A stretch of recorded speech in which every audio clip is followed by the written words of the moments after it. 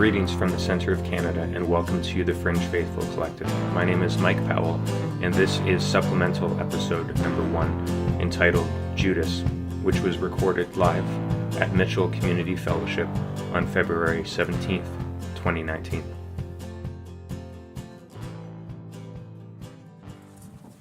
Just before I begin, I'll just share a couple more things about myself just so you can kind of get a picture of who I am. I'm a stay-at-home dad right now, which is great most days. You know, kids. I'm a musician as well. I write and record my own music under the name Closet Judas, independent, not-for-profit, just kind of stuff that I do for fun. I'm a fairly new beer maker as well. Started a year ago, and it seems to be going not too badly. I'm a coffee enthusiast. Lionel was very kind to show me around his enterprise there, and I don't see him here today. Maybe he's still in Mexico. Maybe, yeah. But I love coffee, and I also skateboard from time to time. I'm really bad, but I like it a lot. And I'm an ex-pastor. I worked for 15 years in Hamilton at a Baptist church there.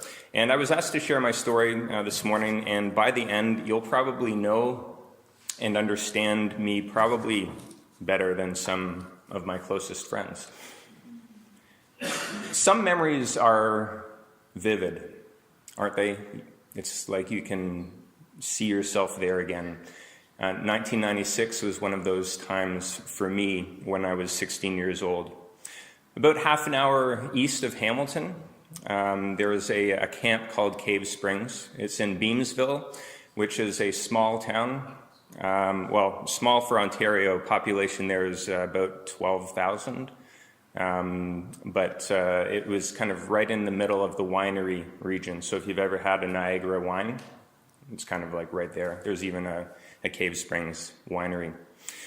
I was working there 1 week as a counselor or lifeguard at a United Church camp, and it was kind of a leadership development program that I was there doing for the summer. And in the middle of the week, it was clear that there was one camper that just didn't want to be there anymore. I was at a high ropes course at the time. I had my harness on. I was ready to go up. And I noticed this boy walking away off the grounds. And since I was the only one who noticed at the time, it was my responsibility to follow. So I did. We walked through the vineyards that were right beside the camp, down to the main highway and towards town. It was pretty stressful. Because there was oncoming traffic. I didn't know what was going to happen. All I could do was just follow. I tried to talk to him, to encourage him to come back, but I was completely powerless.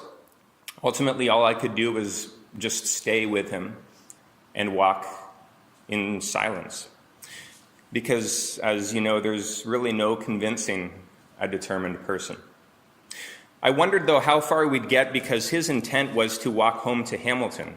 Half an hour drive, but it would be at least an 8-hour hike if we didn't get lost and didn't stop.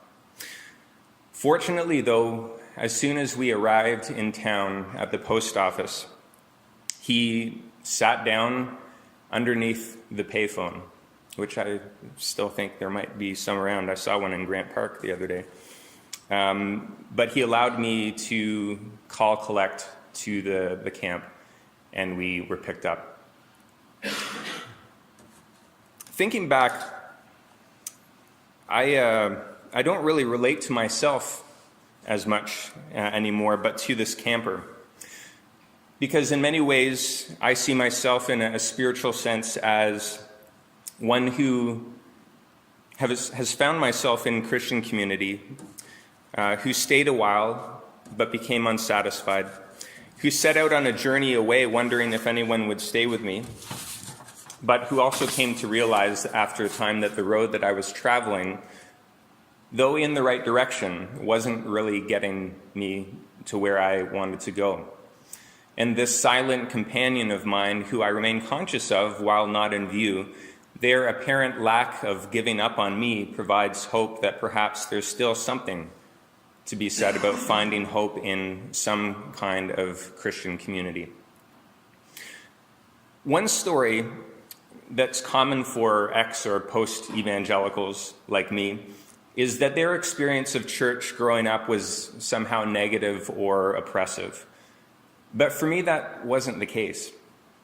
Besides hating to sing, which was just a common experience for me when I was a kid, church was an extremely positive and encouraging time for me. I had parents who were Christians who gave me the freedom to choose whether I wanted to come to church after grade 8, and I chose to keep going. I had a church where I was accepted as I was. I was involved in a youth group that was fun, and the beliefs that they taught were never forced on anyone. I was involved in a camp like the one I told you about, where there was a deep emphasis on living out one's faith by serving others. And my minister continues to be, my childhood minister continues to be one of my greatest living mentors, because he instilled in me the importance of academics, the importance of critical thinking and of philosophy. He also was very intentional about fostering a respect for the Jewish community and the Hebrew Bible. And also having Jesus at the center, relating to how we ought to live. Just to give you an example of just kind of some of his teaching from growing up, oftentimes people define omnipotence as kind of the ability of God to arbitrarily do anything that God wants. But the way that he taught it was that we have no idea what God can or can't do, what God will or won't do. We only know what God has done. And he described power as the capacity to achieve purpose, or that there's no impediment to acting characteristically. And if God's characteristic is love, and if he acts most by giving himself over to death, if that's how he or God defines love, then if anyone claims or seeks to identify with Christ, that's the understanding of power that ought to guide their words and actions. So sacrifice, putting others first, not coercing, things like that. And that still continues to make a deep impact on how I see things. My experience in the United Church of Canada was quite unique as well. The vast majority, if you're familiar at all with the denomination, would be kind of more to the liberal or progressive end of the spectrum. Ours was very evangelical, though. It would be somewhere kind of in the middle, where there were certain non-negotiables that were still held to in terms of the divinity or deity of Christ, which was really emphasized growing up in our church. And it makes sense to me that certain key things should be identity markers, or that we can kind of form around. But as a byproduct of that, it taught me to be very on guard against liberalism. Very early on, there was a splitting between us and them, truth and falsehood, orthodoxy and heresy. So I was very primed for thinking in binary terms. Like Judas, he was an evil individual, an enemy. He was bad. When we celebrate communion, the words that are always used are on the night Jesus was betrayed. So he's that guy. But I obviously was on the good side, right? And I went to university, which was also a great experience. I had 4 of the best years of my life. That's where Heather and I met. Made some really great friends. We had late discussions about, all manner of things, debates, and I felt very spiritually integrated at that time. Looking back, though, it was also my first exposure to conservative fundamentalism. In other words, being outspoken about belief for it to count, insistence on absolute truth, the meaning of life being completely clear, everything happens for a reason. Reading the Bible and prayer are held as the mark of faithfulness, and if you're not doing that, you're not being faithful. Distrust of the secular, and I can go on and on. Myself, I was drawn to the message of certainty and satisfaction because I was uncertain about the future. It was nice to know that there was maybe a plan for me and for this world. And drawn to satisfaction because it was nice to be part of something that was greater than myself. Gave me a sense of purpose. But also being in that situation, sometimes it can be an echo chamber, and that either-or dynamic can be solidified, which is really what happened. The first 3 years of university, I was also involved in 2 Christian groups on campus, one kind of on the left and one on the right, theologically speaking. But I never felt a need to choose. I was just involved in both.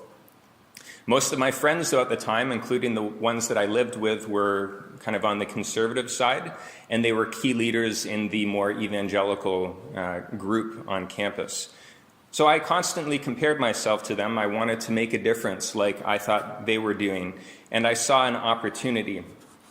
And not to go into the whole story, but long story short, there was one event, I guess it was in our 3rd year, where I essentially got kicked out of the more progressive group for covertly intending to infiltrate it with a more conservative agenda. The leader of that group called my behavior Judas-like, and he was right. He was right on. And so much more could be said about that, but after 4 years of university, I decided, the best thing for me to do would be to go to seminary and to become a pastor. Fortunately, teaching at seminary was very balanced and ecumenical and academic, and my childhood minister from growing up was a professor at our seminary. So my exposure to different perspectives and to critical scholarship effectively moderated or dampened most of the fundamentalist views I had picked up in university. I also started reading books that helpfully challenged the preconceptions and assumptions and unexamined beliefs that I had. Books like Donald Miller's Blue Like Jazz, or Rob Bell's Velvet Elvis, or Brian McLaren's A New Kind of Christian. There was a quote from that I just wanted to share, which kind of made an impact when I first read it. That whole book was just phenomenal. If you've never read it, it's worth a read. And in it, he wrote, "We want the Bible to be God's encyclopedia, God's rule book, God's answer book, God's scientific text, God's easy steps instruction book, God's little book of morals for all occasions. The only people in Jesus' day who would have had anything close to these expectations of the Bible would have been the scribes and Pharisees. The whole answer book approach is what modern people want the Bible to be, but it's not what the Bible really is. It's a book that calls together and helps create a community." While at seminary, I also started working at a church as a youth pastor, which was, working with the youth was very fulfilling. It was fun.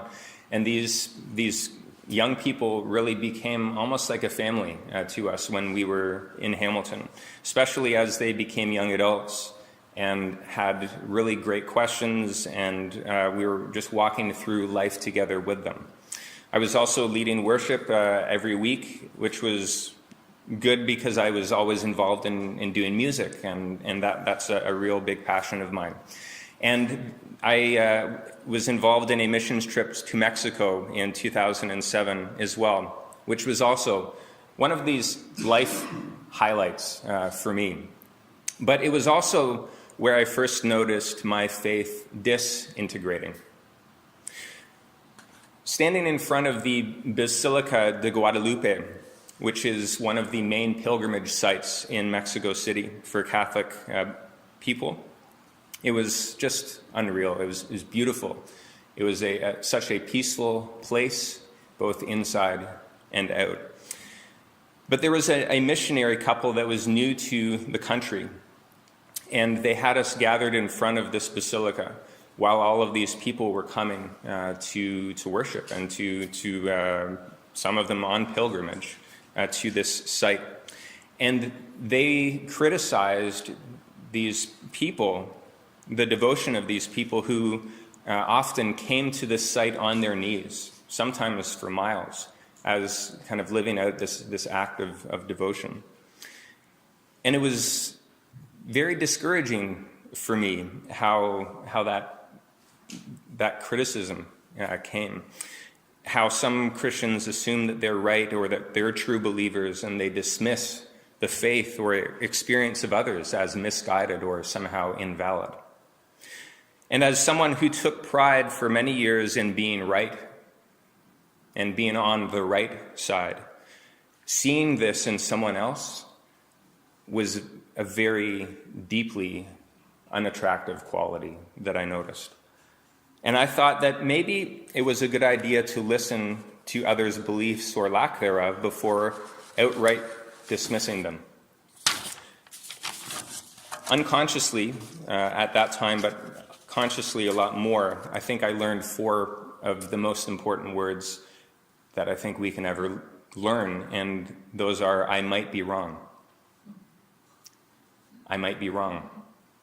I realized I had no right to disagree with any view unless I seriously attempted to consider it for myself, regardless of what view that is. So I intended at that point to read all of the main works of the main religions and worldviews. That was my intent. I started with atheism. I didn't get much past that. I read 3 books and a third of the Quran. And that's when I really noticed my faith deconstructing. But it wasn't just that. There were so many little things that essentially became a perfect storm of destabilizing factors. Like my wrestling with unanswered prayer. Like when I talk to God, why don't I hear anything? Or when I pray for good things, why doesn't God answer? Why doesn't God heal? Cancer is one of those things that affects all of us in different ways. And though my immediate family, there wasn't any loss in that respect. My aunt passed away of cancer, but there were a number of people around us who, the parents of our youth and things like that, where you pray so hard for good things to happen, and it seems futile. That was a couple of things. There was ministry burnout, probably, just working hard and just not having a break. I was discouraged by the arrogance, the antagonism, and the intolerance of conservatism against unbelievers, liberals, women, the LGBTQ community. I was jaded regarding easy answers and rationalization and majoring on minor issues. I was experiencing a general lack of experiencing God in my life or in the world. And the result was that the next 10 years of my life, I felt like a complete hypocrite. I still believed in God, but I felt like an agnostic pretending to be a Christian. And I was one of the pastors. So I quickly re-identified myself with Judas, because in Christian community, I didn't feel like I belonged. I felt constrained to pretend so I wouldn't be found out. And I followed Jesus, but I was becoming increasingly disillusioned. And to be honest, I'm still occupying that space a lot of the time. But I'm markedly more hopeful than I used to be. Because though I once assumed that maybe if I waited long enough, all the pieces would get put back together completely, that doesn't happen. The eventual realization that I had was that this process of reintegration is a lifetime process. It's never complete. And I've accepted that I will never arrive at a place where I'm fully satisfied or fully certain. And that's okay. I'm nonetheless still drawn to the teachings and example of Jesus. I do still see value in living life together in a community, something like this. What's helped me, maybe I'll just share a few things, is my music.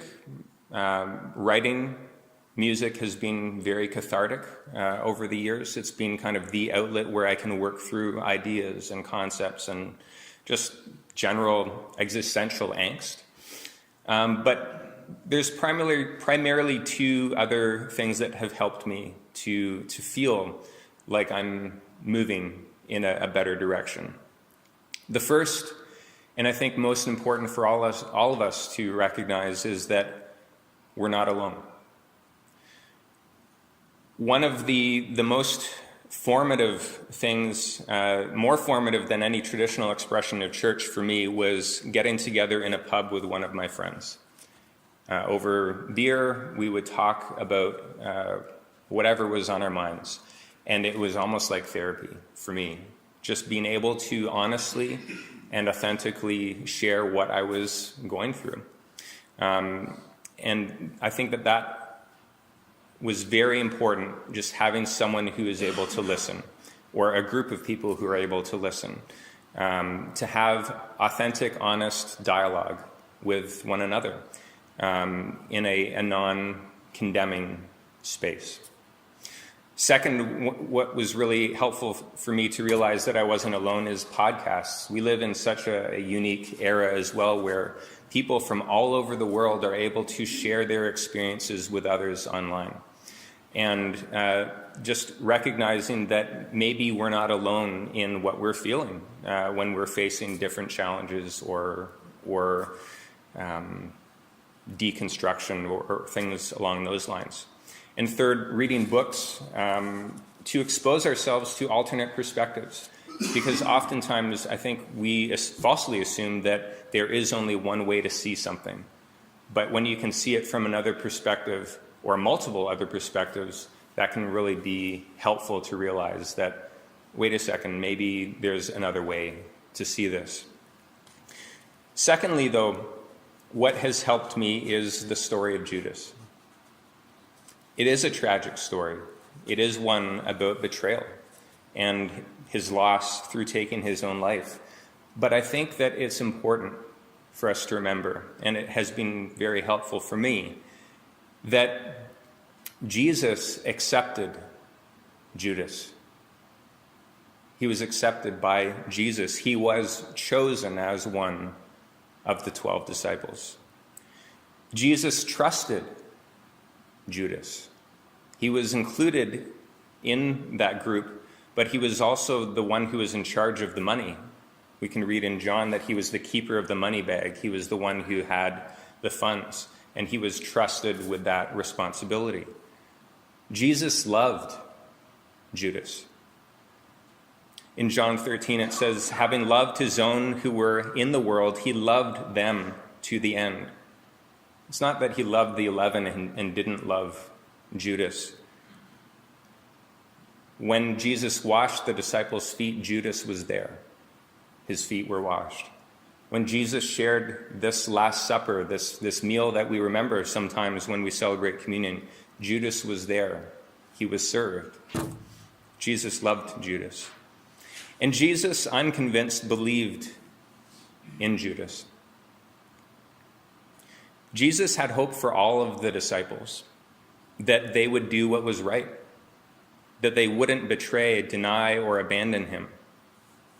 But they all did, all of them, in their own way. And though Judas is commonly vilified, if we're honest, are we all that different from this person? I don't think we are. And that actually gives me a lot of hope. Because if Jesus accepted and trusted and loved and believed in him, then there is hope for anyone, including me and you. Perhaps faith is a willingness to receive or welcome or trust that God accepts, trusts, loves, and believes in us. I'm not sure what the journey ahead looks like. No one does. But it is good to know that we're not alone, and that there exist safe places like Mitchell to be real, to be honest, to be together, to be in a space that is non-judgmental. And I do commend you for that. And I thank you for having me here this morning.